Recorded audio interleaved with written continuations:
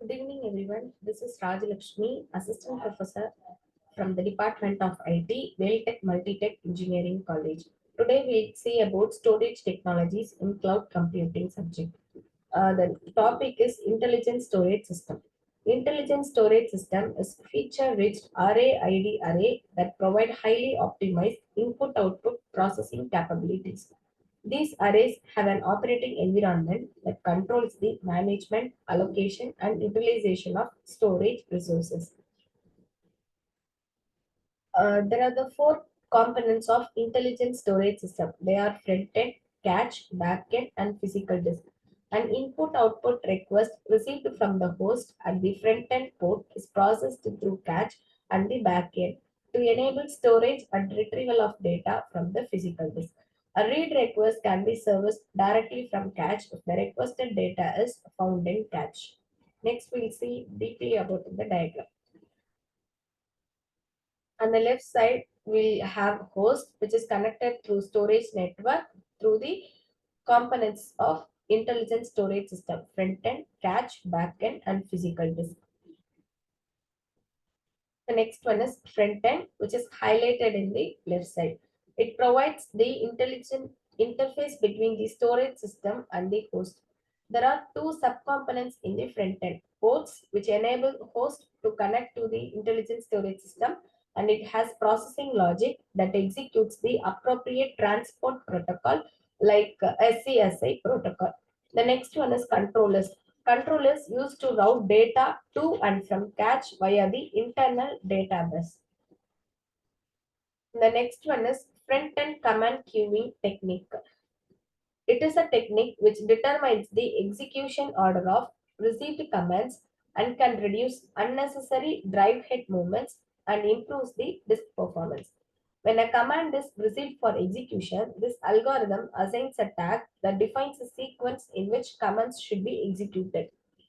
Multiple commands can also be executed concurrently based on the organization of data on the disk.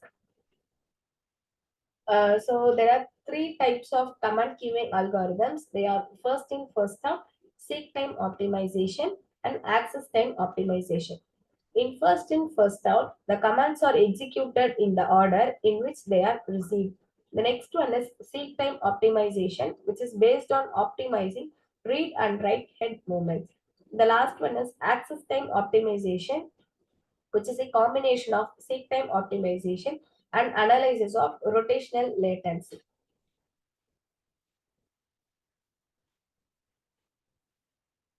Next, we'll see about cache. It enhances the input and output performance in an intelligent storage system. Cache is a semiconductor memory where data is placed temporarily to reduce the time required to service input-output requests from the host. We'll see deeply about the cache in the next slide. This one is the cache structure. Cache is organized into many slots, which is the smallest unit of cache allocation. Each cache consists of the data store and the tagram. The data store holds the data, while the tagram tracks the location of the data in the data store and in the disk.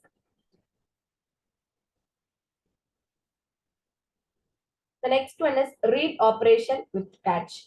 When a host issues a read request, the front-end controller accesses the tagram to determine whether the required data is available in the cache. இப்போ அதில் சொல்லியிருக்க மாதிரி நம்ம datas வந்து அந்த கேட்ச்ல இருந்துச்சு அப்படின்னு சொன்னா which is called as the read hit. அப்படி இருந்துச்சுன்னா the data is sent directly to the host without any disk operation. Suppose இல்ல the data is not found in the catch அப்படின்னு சொன்னா this is called as catch miss and the data must be read from the disk. The next one is write operation with catch. Write back catch and write through catch. The first one is write back catch. The data is placed in catch and an acknowledgement is sent to the host immediately, like you can see in this the diagram. The next one is write through catch. Data is placed in the catch and immediately returned to the disk and an acknowledgement is sent to the host. In the first diagram, write through cacheல வந்து immediate ஒவ்வொரு datas வந்துட்டக்கு அப்புறமேட்டும் டைரக்டா வந்து நம்மளோட டிஸ்க்ல போயிட்டு நம்ம save பண்ணி வச்சிரும், which is marked in red. ஓகேங்களா? the next one right back கேட்ச்ன்றது என்னன்னா, டேட்டா வந்து ஒவ்வொரு கேட்ச்ல வந்து அதாவது ஒவ்வொரு ஸ்லாட்ல டேட்டாஸ் வந்து என்டர் ஆகுறப்ப ஒரு டேட்டாஸ் வந்து எனக்கு என்டர் ஆகிருக்குன்ற மெசேஜ் அக்னாலஜ்மெண்ட் மெசேஜ் மட்டும்தான் போகும். அந்த லேட்டர் மொத்தமா கொஞ்சம் டேட்டாஸ் கலெக்ட் ஆனக்கு அப்புறமேட்டு தான் அது வந்து நம்மளோட டிஸ்க்கு வந்து மூவ் ஆகும். ஓகேவா? சோ அதுதான் வந்து ரைட் ஆபரேஷன் வித் கேட்ச்ல வந்து எக்ஸ்பிளைன் பண்றாங்க. The next one is cache management algorithm. There are two algorithms, least recently used and most recently used. Least recently used discards the data that have not been accessed for a long time. ரொம்ப நேரமா அந்த datas நம்ம use பண்ணவே இல்லை அப்படின்னு சொன்னா அது வந்து டிஸ்கார்ட் பண்ணிடுவாங்க. Like it defines as an algorithm that continuously monitors data access in cache and identifies the cache pages that have not been accessed for a long time. LRU either frees up these pages or marks them for reuse.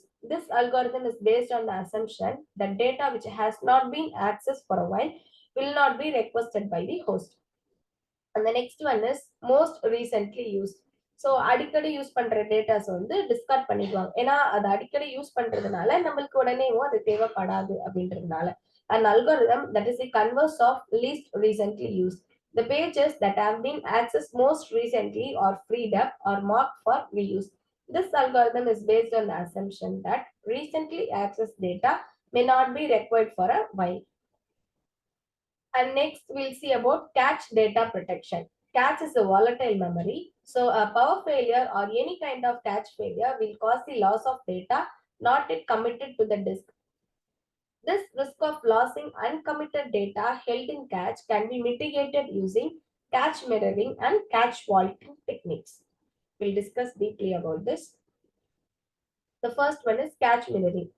Each write to cache is held in two different memory locations on two independent memory cards. In the event of a cache failure, the write data will still be saved in the mirrored location and can be committed to the disk.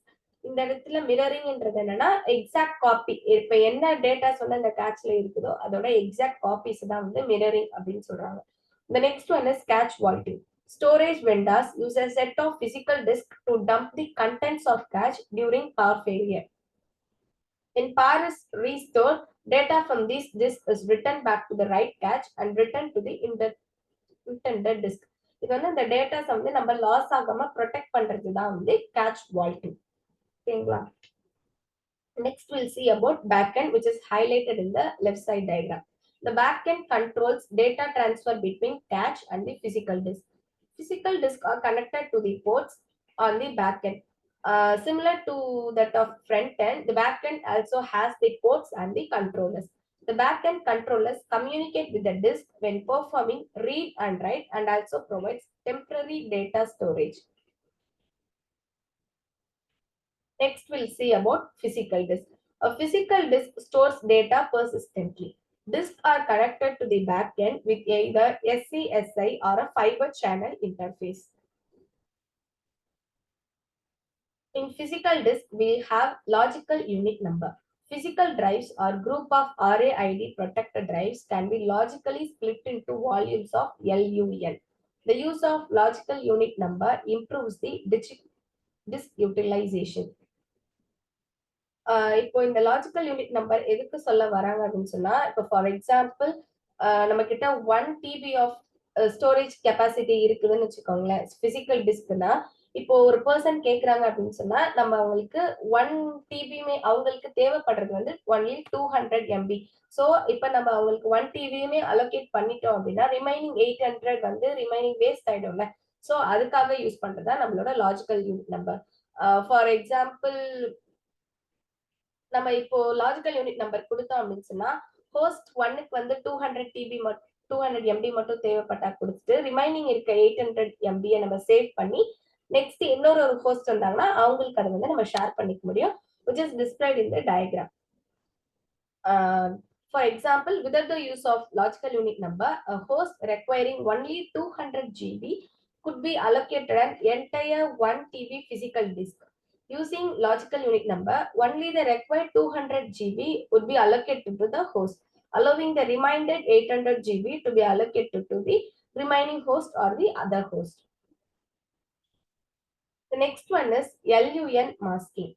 It is a process that provides data access control by defining which LUN a host can access. LUN mask function is typically implemented at the front-end controller. This ensures that volume access by servers is controlled appropriately, preventing unauthorized or accidental use in a distributed environment. For example, consider a storage array with two logical unit number that store data of the sales and finance department. Without LUN masking, both departments can easily see each other's data. So, with the help of masking, we can hide the details of both finance and sales separately. That's all about the intelligent storage system, components of intelligent storage system. Thank you.